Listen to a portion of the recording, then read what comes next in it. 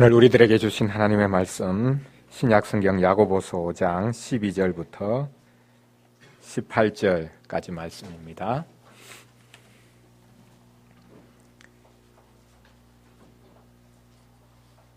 신약성경 야고보서 5장 12절부터 18절까지 말씀.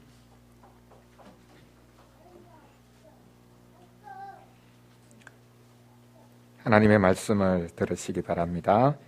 내 형제들아, 무엇보다 맹세하지 말지니 하늘로나 땅으로나 아무 다른 것으로도 맹세하지 말고 오직 너희가 그렇다고 생각하는 것은 그렇다 하고 아니라고 생각하는 것은 아니라 하여 정죄받음을 면하라. 너희 중에 고난당하는 자가 있느냐? 그는 기도할 것이요.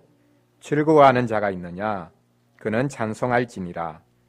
너희 중에 병든 자가 있느냐? 그는 교회의 장로들을 청할 것이요. 그들은 주의 이름으로 기름을 바르며 그를 위하여 기도할지니라. 믿음의 기도는 병든 자를 구원하리니 주께서 그를 일으키시리라.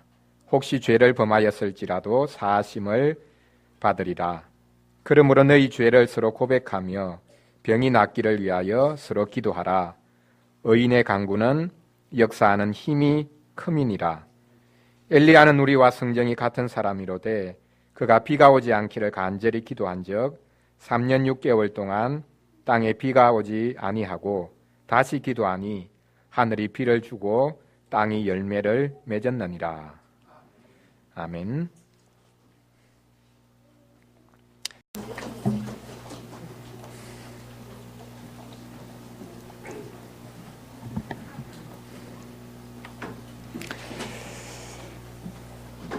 기도를 점점 잃어가는 것이 현대인들의 모습입니다.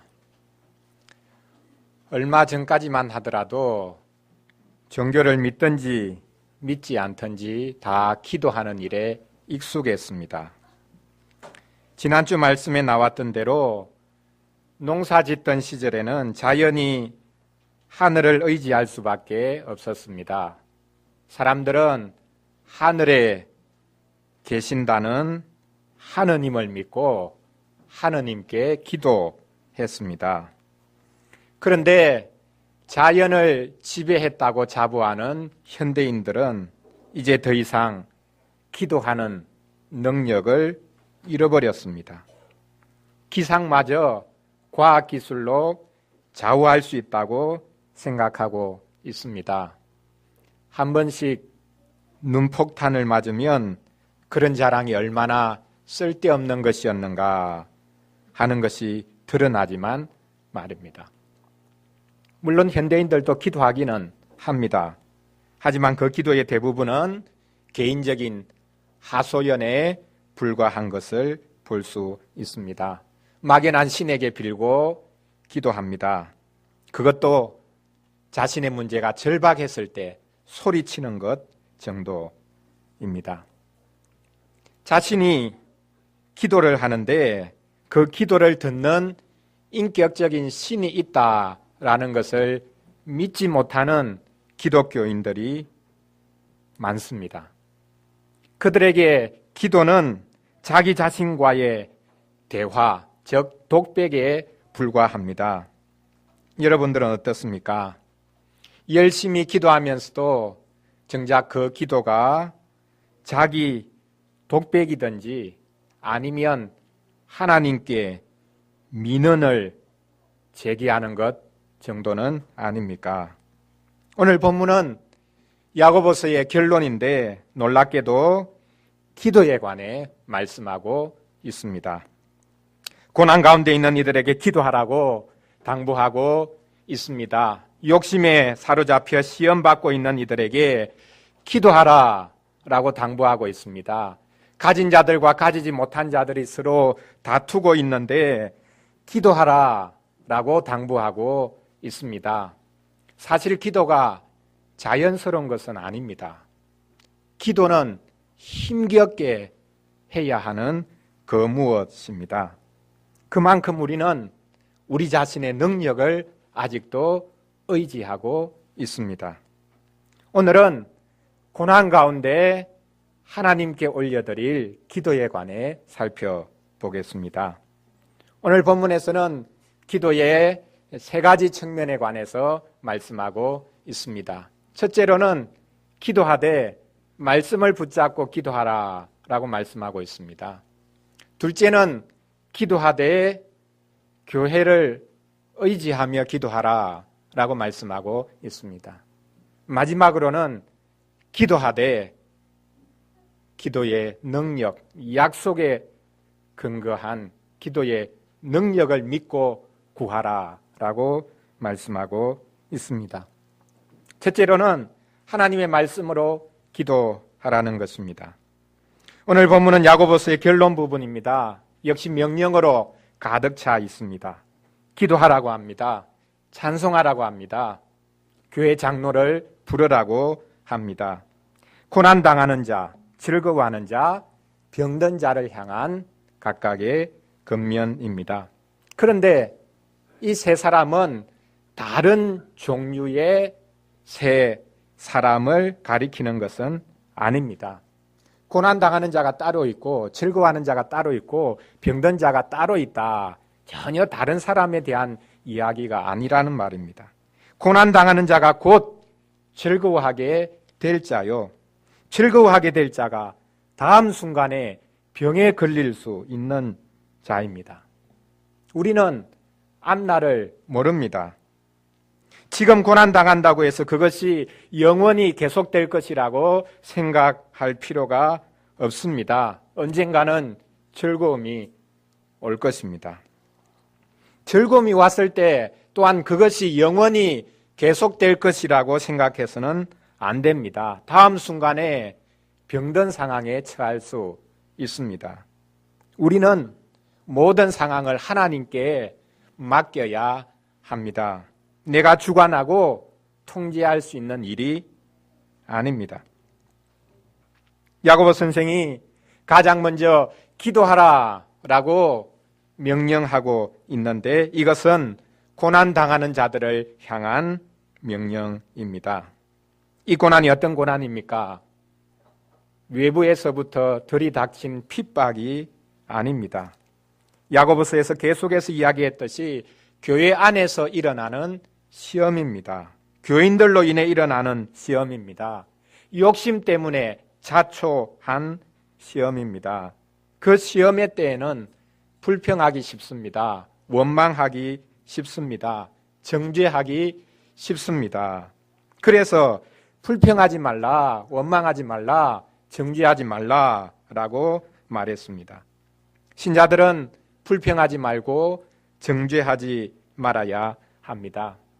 그렇다면 나는 아무것도 할 수 있는 것이 없다는 말인가? 라고 생각할 수 있습니다. 아닙니다. 할 수 있는 것이 있습니다. 불평하는 대신, 정죄하는 대신 하나님께 그 모든 것을 풀어놓을 수 있습니다. 기도할 수 있다는 것입니다. 하나님께 모든 것을 쏟아내어 놓아라 라고 말씀하고 있습니다. 어떻게 기도하라는 말입니까?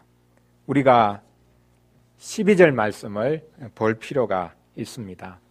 실은 정확한 단락은 13절부터 새롭게 시작하는데 12절이 가운데에 끼어 있습니다. 12절은 맹세에 관한 말씀입니다. 내 형제들아 무엇보다도 맹세하지 말지니 하늘로나 땅으로나 아무 다른 것으로도 맹세하지 말고 오직 너희가 그렇다고 생각하는 것은 그렇다 하고 아니라고 생각하는 것은 아니라 하여 정죄당함을 면하라. 이 말씀 바로 앞에 어떤 말씀이 있었습니까? 길이 참으라 라고 말씀했습니다. 길이 참으라는 말씀 뒤에 맹세하지 말라는 말씀이 있고 맹세하지 말라는 말씀 다음에 기도하라는 말씀이 나옵니다. 인내와 기도 사이에 맹세라는 것이 샌드위치처럼 끼어 있습니다. 인내가 맹세와 무슨 상관이 있을까요? 또한 오늘 본문인 기도는 맹세와 무슨 상관이 있겠습니까? 맹세 앞뒤에 나와 있는 인내와 기도는 한 짝입니다. 한 편입니다. 이 인내와 기도 맞은편에, 반대편에 맹세가 있습니다. 인내하라는 것과 맹세하는 것이 대조되고 있습니다. 또한 기도하라는 것과 맹세하는 것이 대조되고 있습니다. 기도하는 것은 인내하고 있다는 구체적인 표시입니다. 인내하지 않으면 기도할 수 없습니다. 사람에게 그냥 막 퍼붓고 말지 엎드려 하나님께 기도하지 않습니다. 이렇게 인내하며 기도하는 것과 다른 태도, 그것과 정반대의 태도로 야고보 선생은 맹세하는 것을 말씀하고 있습니다. 맹세가 뭡니까? 하늘을 두고 맹세하는 것을 말씀하고 있습니다. 땅을 가지고도 맹세하는 것 말씀하고 있습니다. 그리고 다른 모든 것들을 가지고 맹세하는 것을 말씀하고 있습니다. 맹세는 자기 말에 신빙성을 부여하기 위해서 다른 권위를 끌어다 대는 것을 말합니다. 내가 거짓말하지 않는다는 것을 하늘에 두고 맹세한다. 그런 말을 종종 합니다. 쉽게 말하면 자기 말에 신빙성을 부여하기 위해서 하늘을 팝니다. 그리고 온갖 사람들을 팝니다. 믿는 사람들에게는 이것이 하나님을 팔고 다른 신자를 파는 것으로 나타납니다. 그런데 이상합니다.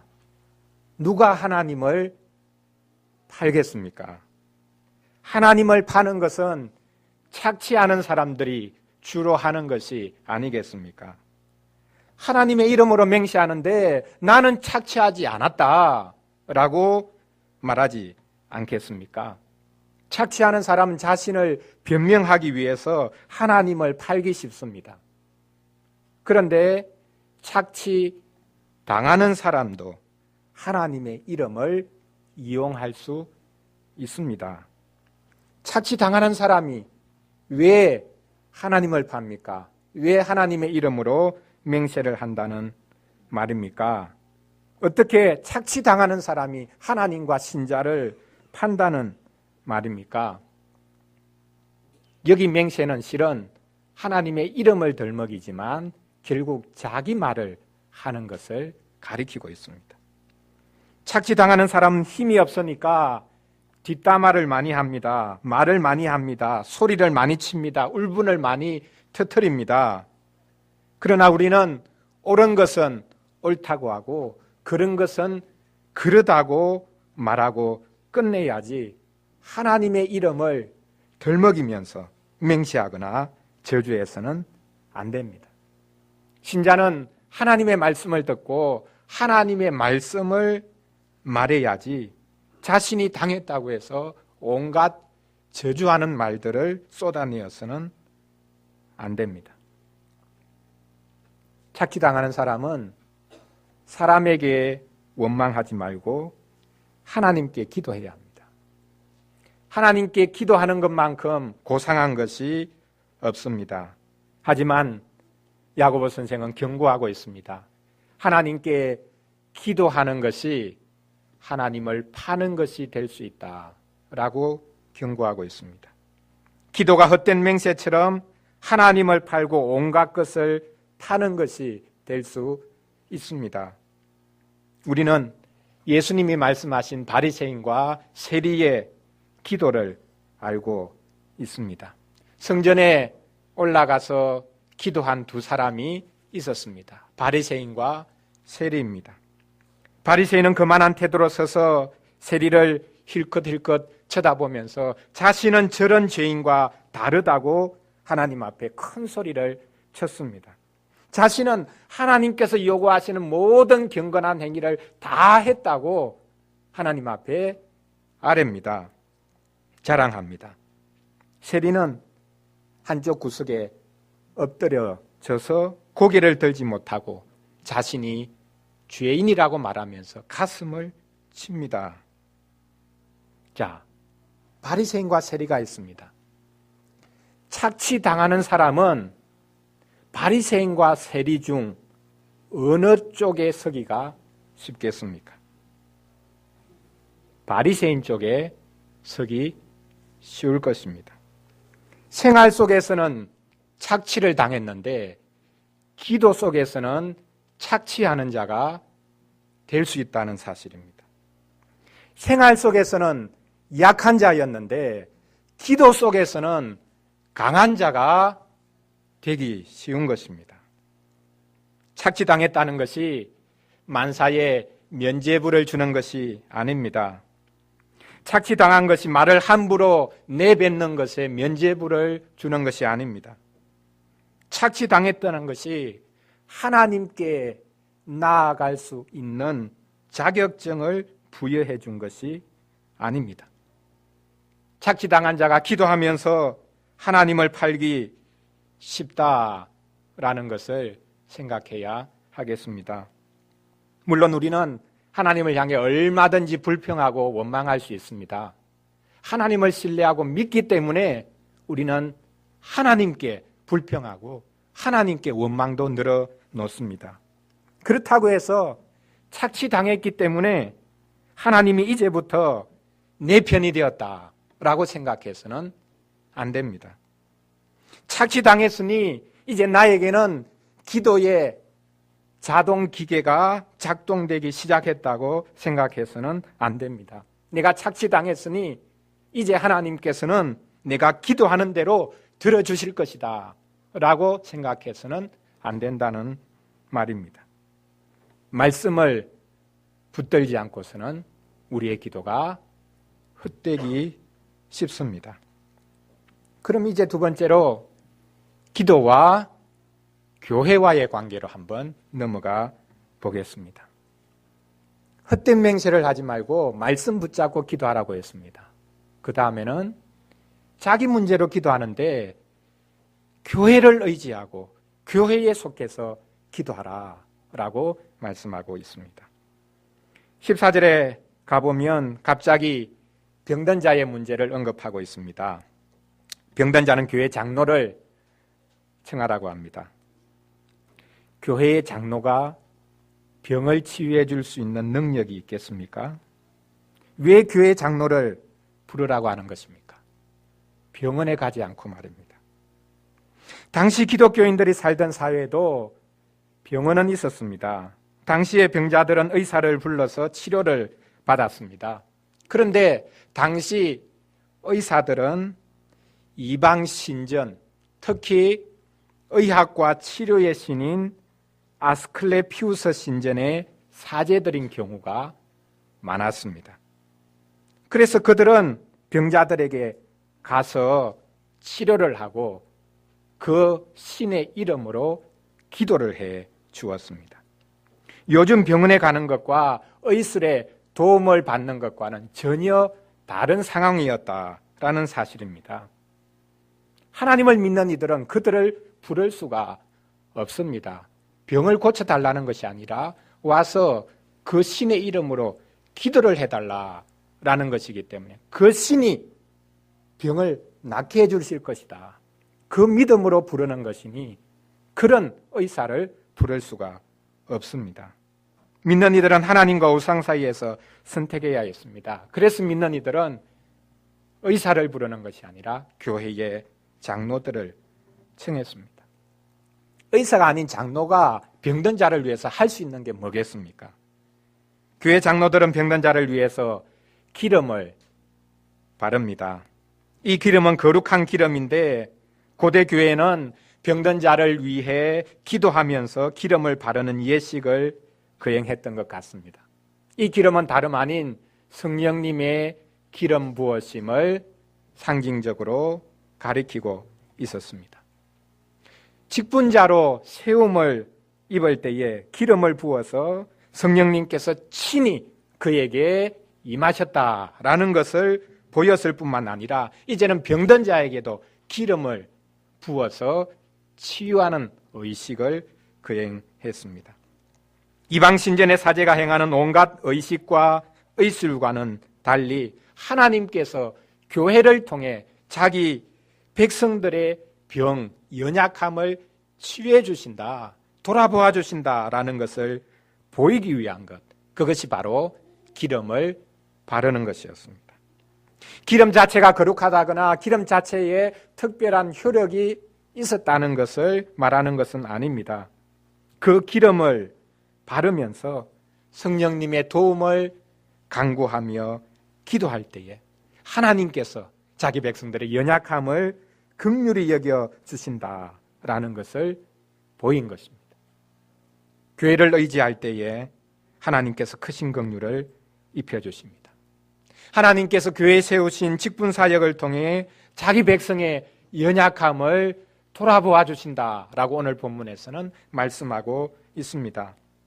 장로들은 그냥 형식적으로 병자에게 기름을 발라준 것이 아니라 기름을 바르고는 그 병자를 위해서 간절히 기도합니다. 아마 안수도 했던 것 같습니다. 문제는 15절에 기록하고 있듯이 혹시 죄를 범하였을지라도 사함을 받으리라 라고 한 말씀입니다. 그 병자가 병에 걸린 것이 죄를 지었기 때문이라는 말이겠습니까? 무슨 죄겠습니까? 착취한 죄 때문이겠습니까? 아니면 착취당한 사람이 원망한 죄를 말하는 것이겠습니까? 그것이 아니라면 다른 어떤 특정한 죄를 가리키는 것이겠습니까? 질병이 죄와 연관을 맺고 있다라는 생각은 오래된 생각입니다. 예수님의 제자들이 예수님께 질문한 것도 바로 이것입니다. 한 소경을 보고는 예수님께 묻습니다. 저 사람이 눈먼 것이 저 사람의 죄 때문입니까? 아니면 그 부모의 죄 때문입니까? 예수님이 대답하십니다. 저 사람의 죄도 아니고 그 부모의 죄 때문도 아니라 하나님께서 그를 통해서 하실 일이 있기 때문이다 라고 대답하셨습니다. 우리가 함부로 판단하면 안 됩니다. 끔찍한 질병은 끔찍한 죄로 인해 오게 되는 것이다 라는 생각 말입니다. 지난주 욥의 인내에 관해서 말씀했는데 욥의 이야기가 바로 이것과 관련된 이야기이지 않습니까? 욥의 친구들은 한사코 욥을 몰아세웁니다. 욥이 끔찍한 재난을 겪었기 때문에 그에게 분명히 숨겨놓은 죄가 있을 것이다 라고 짐작을 한 것입니다. 사람은 몰라도 하나님은 아신다. 은밀하게 지은 죄가 있을 것이다. 그것 토해내오라 라고 계속해서 다그쳤습니다. 물론 하나님은 아셨습니다. 욥의 정결함을 아셨습니다. 그런데도 욥의 친구들은 하나님께서 욥 너의 죄를 아신다 라고 계속해서 몰아대었습니다. 그들은 철저하게 권선징악에 사로잡혀 있었습니다. 선을 권하고 악을 징벌하는 것, 선한 자는 결국 잘 될 것이고 악한 자는 결국 망한다. 그것은 건전한 상식에 속한 일입니다. 그러나 타락한 현실을 제대로 분석한 것은 아닙니다. 악한 현실을 제대로 보고 있는 것이 아닙니다. 현실 속에서는 악이 선보다 훨씬 더 힘이 세다는 사실을 정확하게 보는 것이 아닙니다. 오늘 본문 16절에서는 다시 한 번 더 재차 재회 문제를 언급합니다. 죄를 서로 고백하라고 말합니다. 병에 걸린 사람은 교회 장로를 청해서 기도 부탁을 하라고 했는데 이제는 교회 회원들끼리 서로 죄를 고백하면서 병 낫기를 위해 기도하라 라고 말씀하고 있습니다. 죄를 고백하기 전에는 병이 나을 수 없다는 말이겠습니까?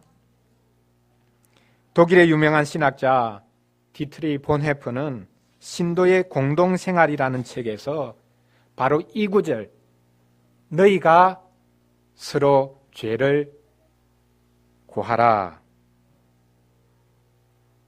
그래서 병이 낫기를 위해 기도하라. 이 말씀에 엄청난 중요성을 언급하고 있습니다. 우리는 마치 죄가 없기나 한 것처럼 자신에게도 형제들에게도 꾸밀 필요가 없다는 것입니다. 우리는 죄인이기를 두려워할 필요가 없다는 것입니다. 보네프는 그리스도가 우리를 돕는 형제인데 이제 우리의 형제들이 그리스도를 통해서 우리를 위한 그리스도가 된다는 말까지 합니다. 우리의 형제들은 그리스도를 대신해서 우리의 죄의 고백을 듣고 그리스도를 대신해서 우리의 죄를 용서해 준다는 것입니다. 그렇다면 형제들에게, 믿는 형제들에게 죄를 고백하러 가는 것은 곧 하나님께 가는 것이 됩니다. 우리는 이 놀라운 은혜를 매 주일 공예배마다 공적으로 누립니다.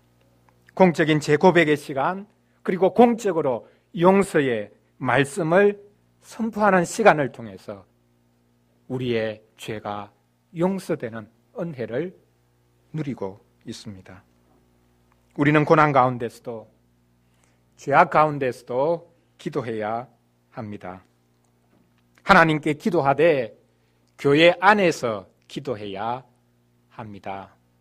나의 지극히 개인적인 문제로 기도하더라도 그 기도는 교회 안에서 드려지는 기도가 되어야 합니다. 기도할 때마다 예배당에 찾아와야 된다, 그런 말이 아닙니다. 건물이 교회가 아니니까요. 신자는 교회 즉 그리스도의 몸에 속해서 기도해야 합니다. 자신의 모든 연약함을 다른 지체들과 나누면서 기도해야 합니다. 왜냐하면 나의 그 연약함은 나만의 문제가 아니라 모든 하나님의 백성들에게 동일한 문제이기 때문입니다. 우리는 홀로 기도하는 자들이 아닙니다. 신자는 오직 그리스도의 몸에 속해서 기도해야 합니다. 기도하는 자들은 교회를 믿어야 합니다. 기도하는 자신의 경건을 믿어야 하는 것이 아니라 자신이 교회에 속했다는 것을 기뻐하면서 기도해야 합니다. 하나님께서는 그런 기도를 들어주십니다. 이제 마지막으로 야고보 선생이 기도의 구체적인 예를 드는 그 경우로 한번 가보겠습니다. 하나님의 약속을 믿고 간절히 구하라라는 것입니다. 야고보 선생은 의인의 간구가 역사하는 힘이 크다라고 말하고 있습니다. 여기서 말하는 의인이 누구겠습니까? 누가 스스로 의인이라고 자처할 수 있겠습니까?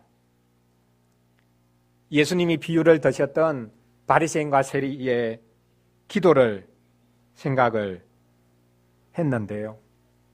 바리새인은 스스로 의인이라고 생각했습니다. 저 세리는 죄인이고 나는 의인이다 라고 생각을 했습니다. 자신은 세리와 같은 죄인이 아니라고 생각했습니다. 그런데 기도하고 났을 때에 누가 의인으로 판명납니까? 누가 옳은 자로 판명이 납니까? 세리입니다. 세리가 의인이라는 것은 그가 옳은 일을 많이 했다는 것이 아닙니다. 분명히 세리는 죄인입니다. 죄를 많이 지은 사람입니다. 반대로 바리새인은 의인이었습니다. 하나님의 말씀을 지키기 위해서 무던히도 노력했던 의인입니다. 그런데 기도하고 나니까 의인과 죄인의 위치가 바뀌어 버리는 것입니다. 어떻게 바뀝니까? 세리가 어떻게 의인이 될 수 있었습니까? 세리가 의인이라는 것은 그가 옳은 일을 한 것이 아니라 하나님께서 그를 불쌍히 여겨 주셨기 때문입니다. 의인은 그의 행위로 의인이 되는 것이 아니라 하나님의 불쌍히 여겨 주심으로 인해 의인이 되는 것입니다. 하나님께서 누구를 불쌍히 여겨 주시겠습니까? 야고보서에 의하면 착취당하면서도 원망하지 않는 사람이 의인이 아니겠습니까? 헛된 맹세를 통해 하나님을 파는 것이 아니라 하나님께 바짝 엎드려지는 사람이 의인이 아니겠습니까? 야고보 선생은 이런 의인의 예로 구약시대의 선지자 엘리야를 예로 들고 있습니다. 엘리야는 우리와 성정이 같은 사람이로되 그가 비가 오지 않기를 간절히 기도한 적 3년 6개월 동안 땅에 비가 오지 아니하고 다시 기도하니 하늘이 비를 주고 땅이 열매를 맺었느니라. 선지자 엘리야는 분열 왕국 시대 북왕조 이스라엘의 아합 왕 때에 활동했던 선지자입니다. 그는 북왕조 이스라엘이 하나님을 버리고 바알과 아세라 신을 섬기자 하나님의 언약에 근거해서 심판을 선포했습니다. 엘리야가 기도하면서 언약의 심판이 내릴 것을 간절히 간구하자 이스라엘에 3년 6개월 동안 비가 내리지 않았습니다. 그 후에 엘리야는 갈멜산에서 바알과 아세라의 사제들과 대결한 후에 하나님께 요청해서 비를 내려달라고 했습니다. 엘리야는 비가 오기를 간절히 구했습니다. 엘리야는 하나님의 언약에 호소했습니다. 언약에 충실하지 못한 하나님의 백성들에게 기근이 임하기를 기도했고 아직까지 완전히 회개한 것이 아니지만 오실 메시아의 사역에 근거해서 비를 내려주십사 간절히 구했습니다. 하나님께서 그 기도에 응답해 주셨습니다. 이스라엘의 역사에서 3년 6개월 동안 비가 오지 않고 기도했더니 또 비가 왔던 이런 역사가 없습니다. 전무후무한 놀라운 역사가 일어났습니다. 엘리야는 기상을 관측할 수 있는 능력이 있었던 것이 아닙니다. 그의 기도에 의해 비가 오지 않기도 하고 그의 기도에 의해 비가 오기도 했습니다. 그의 기도가 하늘을 닫기도 하고 하늘을 열기도 했습니다. 엘리야는 우리와 똑같은 사람이었지만 오늘 본문에 나왔듯이 우리와 성정이 같은 사람이었지만 하나님께 간절히 기도해서 하늘을 열었습니다. 닫혔던 하늘을 열었습니다. 얼마나 놀라운 일입니까? 우리는 기도의 응답이 이렇게 우리의 간절함에 달렸다고 생각합니다. 오늘 본문에서도 엘리야의 기도에 간절함을 언급하고 있습니다. 엘리야가 갈멜산 위에서 비가 오기를 간절히 구했을 때 그의 기도의 모습을 이렇게 표현을 합니다. 자기 머리를 무릎 사이에 넣고 기도했다. 그럼 엘리야의 몸이 유연했을까요? 머리가 무릎 사이에 들어갈 정도로 그런 포즈를 취하고 기도했다. 간절함을 뜻합니다. 이 간절함이 어디에서 나왔겠습니까? 하나님의 이 약속을 믿는 것에서 나왔습니다. 엘리야는 자신의 간절성에 모든 것이 달렸다고 생각해서 간절히 기도한 것이 아닙니다. 하나님께서 주신 이 약속을 믿었기에 간절히 기도했습니다. 우리의 간절함이 기도 응답을 만들어내는 것이 아니라 하나님의 약속이 기도 응답을 만들어냅니다. 하나님의 약속이 우리의 간절함도 만들어냅니다. 하나님의 약속이 우리 기도의 동력이 된다라는 사실입니다. 하나님의 약속이 이루어지기를 위해 간절히 기도하면 하나님께서 응답하십니다. 하나님의 뜻이 성취되기를 위해 간절히 기도하면 하나님께서는 고난 가운데 있는 자기 백성들을 돌아보아 주십니다. 오늘 본문에는 엘리야가 간절히 기도한 것만 언급하고 있는데 이후에 엘리야는 하나님께 불평했습니다. 하나님의 백성들을 향해 불평을 터뜨려 놓았습니다. 갈멜산에서 대결하자 이스라엘 백성들이 열광하면서 하늘에서 불이 떨어진 것을 보고 여호와 그는 하나님이시다 라고 소리를 쳤습니다. 하지만 하나님의 백성들은 마음을 완전히 돌이키지 않았습니다. 왕 아합의 아내 이세벨은 길길이 뛰면서 엘리야를 잡아 죽이려고 찾았습니다. 이에 엘리야는 시내산으로 도망을 갑니다. 왜 시내산으로 도망을 갔을까요? 도망간 것과 동시에 그에게는 다른 목적이 하나 있었는데 그 마음속에 분노가 끌어올랐기 때문에 율법을 주셨던 처음에 율법을 받았던 그 시내산으로 가서 하나님 이 백성이 이 율법으로부터 떠났습니다. 어떻게 하겠습니까? 재차 하나님의 백성을 고소하기 위해서 시내산으로 간 겁니다. 도망친 것도 있겠거니와 다른 하나는 하나님의 백성들을 향해 분노하면서 그들을 재차 심판해 달라고 하기 위해서 시내산으로 갔습니다. 시내산으로 가기 위해서 걸어야 됐던 길이 있지요. 그 길이 어떤 길입니까? 광야길입니다.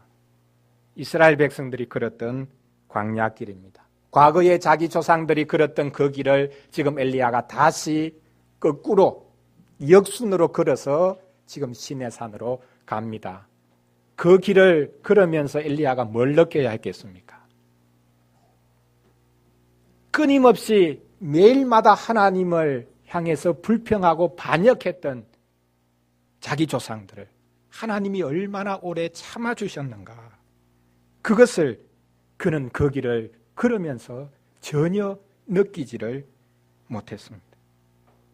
이런 의미에서 엘리야는 또 한편으로 우리와 성정이 똑같은 사람이었습니다.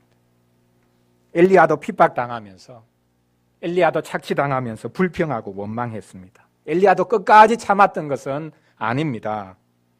끝까지 참았던 분은 오직 우리 주 예수 그리스도 뿐입니다. 사랑하는 성도 여러분, 오늘 우리는 하나님께 올려드릴 기도에 관해 살펴보았습니다. 오늘 우리는 기도와 헛된 맹세, 기도와 말씀과의 관계를 살펴보았습니다. 기도와 교회, 또 기도와 죄 고백의 문제를 살펴보았습니다. 기도와 약속, 기도와 간절함의 관계도 살펴보았습니다. 요약하자면 기도는 하나님의 말씀, 하나님의 교회, 하나님의 약속과 관련된 문제입니다. 기도는 하나님의 말씀에 의존하고 있습니다. 하나님의 교회에 의존하고 있고 또한 하나님의 약속에 속한 문제입니다. 기도의 능력은 하나님의 교회에 속해서 하나님의 말씀과 하나님의 약속을 붙잡는 것에 달려 있습니다. 어느 누가 이런 기도를 드릴 수 있겠습니까? 기도가 또 다른 짐이 되지 않겠습니까? 기도만큼 무거운 짐이 또 어디에 있다는 말이겠습니까? 그러므로 기도도 우리 주 예수 그리스도께서 주인이심을 알아야 하겠습니다. 어린이를 위한 질문 3번 문장처럼 신자는 예수님으로 인해 나의 의로움이 아니라 내가 간절하게 기도하는 것이 아니라 기도는 오직 예수님으로 인해 신자는 오직 예수님으로 인해 삶의 모든 문제를 기도의 제목으로 삼을 수 있습니다. 신자는 예수님으로 인해 시험 가운데서도 감사의 기도를 올려드릴 수 있습니다. 신자는 예수님으로 인해 큰 질병 가운데서도 크나큰 죄악 가운데서도 소망의 기도를 드릴 수 있습니다. 본문에서 즐거워하는 자가 살짝 언급된 것은 기도하는 자에게 주어질 복을 미리 보여주신 것입니다. 예수 그리스도 안에서 기도하는 자는 제대로 즐거워할 수 있고 예수 그리스도 안에서 기도하는 자는 제대로 하나님을 찬송하게 될 것이다. 이것이 우리에게 주시는 주님의 말씀입니다. 또한 약속입니다. 기도하겠습니다.